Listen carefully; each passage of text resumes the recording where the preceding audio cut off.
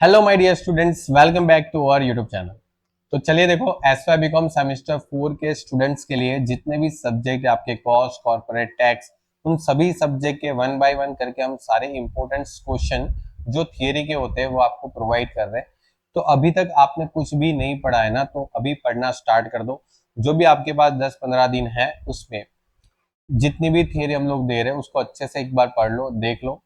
और जो भी क्वेश्चन हम लोग करवा रहे हैं, ठीक है, उसको अच्छे से देख लो, क्योंकि हम लोग कल से या फिर शायद आज से ही जो यूनिवर्सिटी के पास ईयर के कॉस्ट, कॉर्पोरेट टैक्स के जो पेपर है उसका हम लोग सॉल्यूशन भी यूट्यूब पे अपलोड कर रहे हैं आपके लिए। तो वहां पर भी आप जितने भी क्वेश्चन हम लोग करवा रहे हैं उसको अच्छे से समझ लीजिए। अब देखो, बहुत सारे स्टूडेंट ऐसे होते हैं ना कि जिसने शायद चैप्टर भी नहीं पढ़ा होता है और डायरेक्टली पेपर सॉल्यूशन देखने जाते हैं। तो देखो, उन सभी स्टूडेंट्स को एक ही रिक्वेस्ट है कि पहले आप चैप्टर के थोड़े बहुत जो कॉन्सेप्ट होते हैं वो सीखो। डायरेक्टली पेपर के हाई लेवल क्वेश्चन होते हैं या तो पेपर में जो क्वेश्चन पूछे होते हैं ना, वो डायरेक्ट एग्जाम ओरिएंटेड क्वेश्चन होता है। आप अगर चैप्टर की एबीसीडी नहीं सीखोगे, ठीक है, कि चैप्टर क्या कहता है, क्या चैप्टर किस बारे में है, चैप्टर की बेसिक कैलकुलेशन क्या है, तो मुश्किल है कि आप डायरेक्ट पेपर को समझ पाओ। ठीक है, चलिए। और देखो, बहुत से स्टूडेंट्स ऐसे हैं जो हमको मैसेज कर रहे हैं कि सर आपका नेक्स्ट सेमेस्टर से हमारा कोर्स जो है वो ज्वाइन करना चाहते हैं, तो उसका हम लोग एक बार डेट आपको प्रोवाइड कर देते हैं। तो 1 मई से हमारा सेमेस्टर 5 का गुजराती मीडियम और इंग्लिश मीडियम दोनों के कोर्सेज स्टार्ट हो रहे हैं सेमेस्टर 5 के। बहुत अच्छे से हम लोग ने वहां पर रिकॉर्डेड लेक्चर प्रोवाइड किए, ठीक है। पेपर सॉल्यूशन भी, जिसमें यूनिवर्सिटी के पास के सारे पेपर के सॉल्यूशन वहां पर आपको पहले से मिल जाते हैं।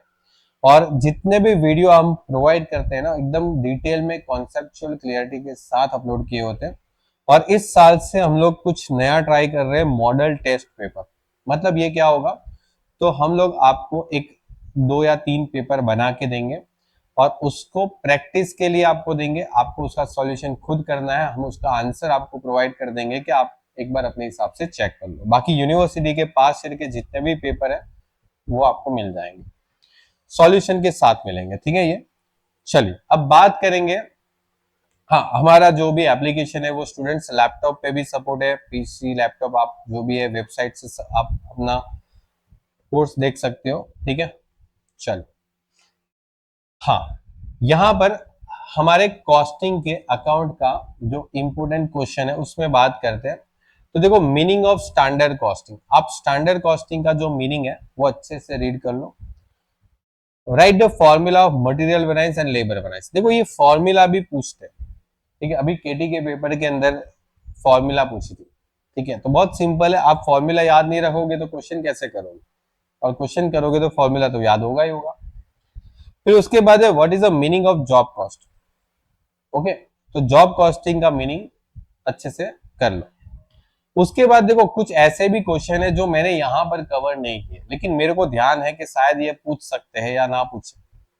तो उसके लिए हम लोग क्या करते हैं कि जो हमारी इंस्टाग्राम चैनल होती है ना, उसकी स्टोरी के ऊपर हम लोग अगर पूछने वाले हैं ना, तो लास्ट मोमेंट पे उसको अपलोड कर देते हैं, जैसे एग्जाम के एक दिन पहले।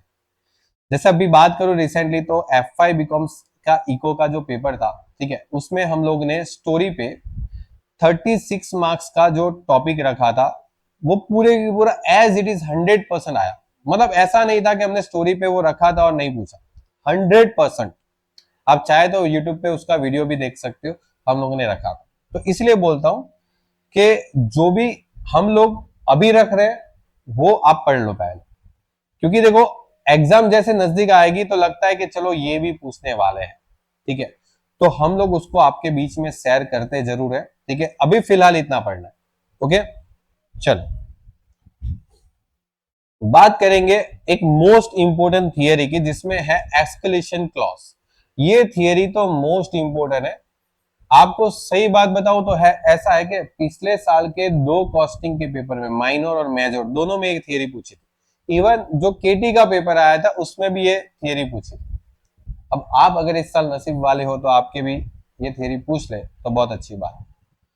फिर है लिमिटेशन ऑफ स्टैंडर्ड कॉस्टिंग और एडवांटेज। देखो, ये एडवांटेज और लिमिटेशन के अंदर से मुझे लगता है एटलीस्ट एक थियरी आने वाली, ठीक है। एक थियरी यहां से बनती है इस बार। फिर उसके बाद है work certified and work uncertified. ये भी थियरी बहुत इंपॉर्टेंट है। अगर ये थियरी ना पूछे ना तो एक बात बताओ, इसके ऊपर क्वेश्चन भी पूछते हैं, इसके ऊपर सम्स पूछते हैं, इसके ऊपर एक शॉर्ट सम पूछते हैं, ठीक है, शॉर्ट सम पूछते हैं। अब चेक कर लेना, कोई भी साल का पेपर देख लेना, एक शॉर्ट क्वेश्चन हमेशा सर्टिफाइड अनसर्टिफाइड पे पूछा ही होगा। फिर वेस्टेज ऑफ प्रोसेस, उसमें नॉर्मल लॉस और एबनॉर्मल लॉस, ये भी बहुत इंपॉर्टेंट थियरी है और इसके ऊपर भी एक शॉर्ट सम हमेशा आता है। आप चेक कर लेना, पिछले साल का पेपर में अभी आपको यूट्यूब पे करवाऊंगा, आप चेक कर लेना, शॉर्ट सम यहां से पूछा ही होगा, डेफिनेटली पूछेंगे। फिर उसके बाद है एडवांटेजेस ऑफ जॉब कॉस्टिंग, ये अच्छे से करो, पूछने का चांस है इस साल।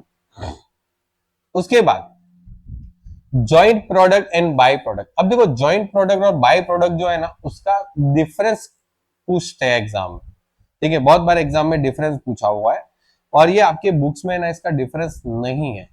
मैं इसका डिफरेंस आपको टेलीग्राम पे शेयर कर दूंगा और हो सके तो मेरी इंस्टाग्राम चैनल पर भी अपलोड कर दूंगा, तो वहां से देख लेना, ठीक है। तो फिलहाल अभी आप बुक्स में इसके बारे में जितना है उतना पढ़ लो, ठीक है, बाकी आगे का मैं आपको करवा दूंगा। कैरेक्टरिस्टिक्स ऑफ ऑपरेटिंग कॉस्टिंग, ये भी अच्छा क्वेश्चन है। और लेबर कॉस्ट वेरिएंस, देखो लेबर कॉस्ट वेरिएंस के बारे में पूछा है तो मटेरियल वेरिएंस भी कर लो, हो सकता है मटेरियल वेरिएंस के बारे में भी पूछे। तो देखो मैं मानता हूं इतनी थियरी तो आपको 110% करके जानी चाहिए, ठीक है। और ये थियरी से आप आराम से, मैं बताऊं कितने मार्क्स कवर कर सकते हो।